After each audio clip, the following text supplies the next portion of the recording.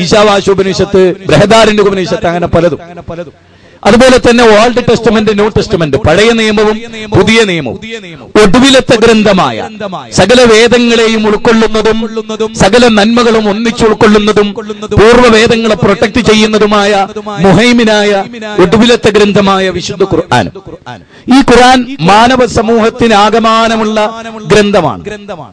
ഈ കഴിഞ്ഞ ദിവസം തൃശ്ശൂർ വെച്ച് മുജാഹിദ് പ്രസ്ഥാനത്തിൽ നിന്നും പിരിഞ്ഞുപോയ ഒരു വിഭാഗത്തിന്റെ സാംസ്കാരിക സമ്മേളന വേദിയിൽ, അല്ലെങ്കിൽ ആ സാംസ്കാരിക സമ്മേളന വേദിയിൽ നടന്ന ചില പ്രസംഗങ്ങൾ എനിക്ക് കൃത്യമായി, ആ വേദിയിൽ നടന്ന മുഴുവൻ പ്രസംഗങ്ങളും ഞാൻ കേട്ടു. അതിലെ ലീലാകൃഷ്ണൻ എന്ന് പറഞ്ഞിട്ട് ഒരു പ്രഗത്ഭനായ ഹൈന്ദവ സമൂഹത്തെ പ്രതികരിച്ചുകൊണ്ട് പ്രസംഗിച്ച ഒരാള്, അദ്ദേഹം പറയണേ, എന്റെ സുഹൃത്ത് മുഹമ്മദ്, ഞാൻ കുട്ടിയായിരുന്ന കാലത്ത് അവൻ മദ്രസ വിട്ടുവന്ന് അവന്റെ കയ്യിലുള്ള ഖുർആൻ നോക്കാൻ ഞാൻ ശ്രമിച്ചപ്പോഴൊക്കെ അവൻ പറഞ്ഞത് ഖുർആൻ തൊട്ടാ കണ്ണു പൊട്ടിപ്പോകും എന്നാണ്. ഇന്നും, അതായത് ഈ കഴിഞ്ഞ മാസത്തിൽ വരെ, ഈ ജനുവരി തുടക്കത്തിലെ തൃശ്ശൂർ വെച്ചിട്ടുള്ള വടവൂർ വിഭാഗത്തിന്റെ സമ്മേളനത്തിൽ പങ്കെടുത്ത ഒരു വ്യക്തിയുടെ പ്രസംഗമാണ്. അദ്ദേഹം അനുഭവിച്ചതാണ്, ഈ നാട്ടിലെ അമുസ്ലിങ്ങളായ ആളുകൾ അനുഭവിച്ചതാണ്. ഉസ്താദുമാര് ഈ നാട്ടിലെ ജനങ്ങളെ പഠിപ്പിച്ചിരുന്ന അതാണ്, അമുസ്ലിങ്ങൾ ഖുർആൻ തൊട്ടാ കണ്ണു പൊട്ടിപ്പോകും. എന്നാൽ അള്ളാഹു ഖുർആനിൽ പറയുന്നത് എന്താണ്? നിന്റെ റബ്ബിങ്കൽ നിന്ന് കണ്ണ് തുറപ്പിക്കുന്ന ഗ്രന്ഥം. ഈ ഖുർആൻ തൊട്ടാ കണ്ണ് തുറക്കുന്ന പറയുന്നത്, പൊട്ടിയ കണ്ണ് തുറക്കും. ഇവര് പറയുന്നതോ നേരെ തിരിച്ചു. മുജാഹിദ് പ്രസ്ഥാനം അതുകൊണ്ട് ഖുർആനിൽ പറയുന്നത് ഖുർആൻ വായിച്ചാൽ കണ്ണു തുറക്കും, ഇവര് പറയുന്നു ഖുർആൻ വായിച്ചാൽ കണ്ണു പൊട്ടും. അതുകൊണ്ടാണ് ഞങ്ങൾ പ്രമാണങ്ങളിലേക്ക് മടങ്ങുക എന്ന്. പ്രമാണം എന്താ പറയുന്നത്? ഖുർആനിലെ 6-ാം അധ്യായം 103, 104 വചനങ്ങൾ വായിച്ചു നോക്ക് നിങ്ങൾ. ഖുർആനിലെ 7-ാം അധ്യായം 204-ാമത്തെ വചനം വായിച്ചു നോക്ക് നിങ്ങൾ. കണ്ണ് തുറപ്പിക്കുന്ന ഗ്രന്ഥം എന്നാണ്. മാത്രമല്ല, പ്രവാചക തിരുമേനി ഉമർ ഇബ്നുൽ ഖത്താബ് റളിയല്ലാഹു അൻഹു അമുസ്ലിമായിരുന്നു. അദ്ദേഹത്തിന്റെ സഹോദരി ഫാത്തിമയുടെ കയ്യിൽ നിന്ന് സൂറത്ത് ത്വാഹ 20-ാം അധ്യായം ഏറ്റുവാങ്ങുമ്പോൾ അദ്ദേഹം അമുസ്ലിമാണ്.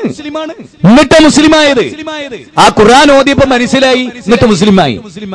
അറേബ്യയിൽ നബി സല്ലല്ലാഹു അലൈഹി വസല്ലം വരുമ്പോ 360 വിഗ്രഹങ്ങൾ വെച്ച് ആരാധിച്ചിരുന്ന ഇന്നാട്ടിലെ ഹൈന്ദവരെ പോലെ ജീവിച്ചിരുന്നവരാണ് നബിയുടെ കുടുംബക്കാർ. ഈ വസ്തുത നിങ്ങൾ മനസ്സിലാക്കുക, ഇതൊരു യാഥാർത്ഥ്യമാണ്.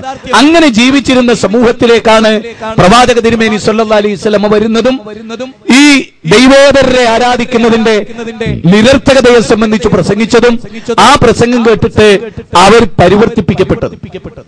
അവരുടെ മനസ്സിലാണ് അത് സ്വാധീനിച്ചത്. അങ്ങനെയാണ് അവർ മാറിയത്. മാത്രമല്ല, ഖുർആൻ അവതരിപ്പിച്ചത് ആർക്ക് വേണ്ടിയാ?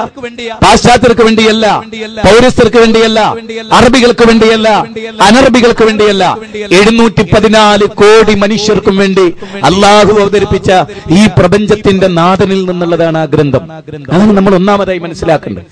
ഈ നാട്ടിലെ മുഴുവൻ മുസ്ലിങ്ങൾക്കും പോലീസ് ഡിപ്പാർട്ട്മെന്റിലൊക്കെ നിങ്ങൾ കടന്നു ചെല്ലണം. എന്നിട്ട് നിങ്ങൾ വിശുദ്ധ ഖുർആൻ വായിക്കാൻ അവർക്ക് എത്തിച്ചു കൊടുക്കണം. ഒരു വായിക്കട്ടെ. ഖുർആനിൽ മനുഷ്യർക്ക് വിരുദ്ധമായി, മാനവിക പുരോഗതിക്ക് വിരുദ്ധമായി ഒരക്ഷരവും നിങ്ങൾ പേടിക്കേണ്ട, ഒരക്ഷരവും ആർക്കും ചൂണ്ടിക്കാണിക്കാൻ കഴിയില്ല. ഞാൻ വളരെ ആത്മാർത്ഥമായി പറയാം, വിശുദ്ധ ഖുർആനിൽ ഒരു മതസമൂഹത്തിനെതിരും അതിലില്ല. അതിന് യാഥാർത്ഥ്യം പഠിപ്പിക്കപ്പെട്ടിട്ടുണ്ട്. അന്ധവിശ്വാസങ്ങളെ അത് എതിർത്തിട്ടുണ്ട്. മനുഷ്യന്റെ ന്യൂനതകളെ അത് തിരുത്തിയിട്ടുണ്ട്. വർഗീയതയെ അത് തിരുത്തിയിട്ടുണ്ട്. മതഭ്രാന്തിനെ അത് തിരുത്തിയിട്ടുണ്ട്. സംഘബോധവും പറഞ്ഞ്, രാജ്യസ്നേഹം പറഞ്ഞ് തമ്മിൽ തല്ലുന്ന സമ്പ്രദായത്തെ അത് എതിർത്തിട്ടുണ്ട്. മദ്യപിക്കരുത് എന്ന് ശക്തമായത് പഠിപ്പിച്ചിട്ടുണ്ട്. പലിശക്ക് കൊടുക്കരുത് എന്നും വാങ്ങരുത് എന്നും അത് പഠിപ്പിച്ചിട്ടുണ്ട്.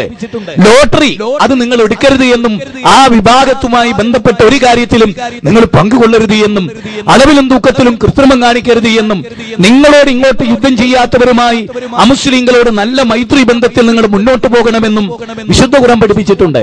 ഖുർആനിൽ ഒരിടത്തും ഒരു ഹിന്ദുവിനെ കൊല്ലാനോ അല്ലെങ്കിൽ വേറൊരു മനുഷ്യനെ കൊല്ലാനോ ഖുർആനിലാക്കുവാനില്ല. അതൊക്കെ തെറ്റിദ്ധാരണകളാണ്. അതിന് എന്ത് വേണം? വിശുദ്ധ ഖുർആൻ പറയുന്ന 1-2 സൂക്തങ്ങൾ ഞാൻ നിങ്ങളെ കേൾപ്പിക്കാൻ. ആറ്റൂരിൽ എന്റെ പ്രസംഗം കേൾക്കുന്ന നാനാജാതി മതസമൂഹത്തോടുമാണ് ഞാൻ പറയുന്നത്. അലിഫ് ലാം റാ കിതാബുൻ അൻസൽനാഹു ഇലൈക ലിതുഖ്രിജൻ നാസ മിനൽ ളുലുമാതി ഇലൻ നൂർ. ഖുർആനിലെ 14-ാം അധ്യായം 1-ാമത്തെ വചനമാണ്.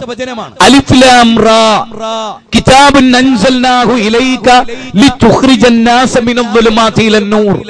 ഈ വസ്തുത നമ്മളൊന്ന് മനസ്സിലാക്കി. പടച്ചവൻ താങ്കൾക്ക് ഇങ്ങനെ ഒരു ഗ്രന്ഥം നൽകിയത് നബിയെ, കിതാബുൻ അൻസൽനാഹു ഇലൈക, താങ്കളിലേക്ക് ഈ ഗ്രന്ഥത്തെ അവതരിപ്പിച്ച എന്തിനാണ്? ലിതുഖ്രിജൻ നാസ, ജനങ്ങളെ പുറത്തു കൊണ്ടുവരാൻ. കണ്ടോ, മുസ്ലിങ്ങളെ എന്നല്ല പറഞ്ഞത്, ജനങ്ങളെ, മാസ് പീപ്പിൾ, അന്നാസ്. ഖുർആനിൽ 20-ലധികം സ്ഥലത്ത് അന്നാസ് എന്നാണ് ഉപയോഗിച്ചിട്ടുള്ളത്, മനുഷ്യർ. മുസ്ലിങ്ങളെ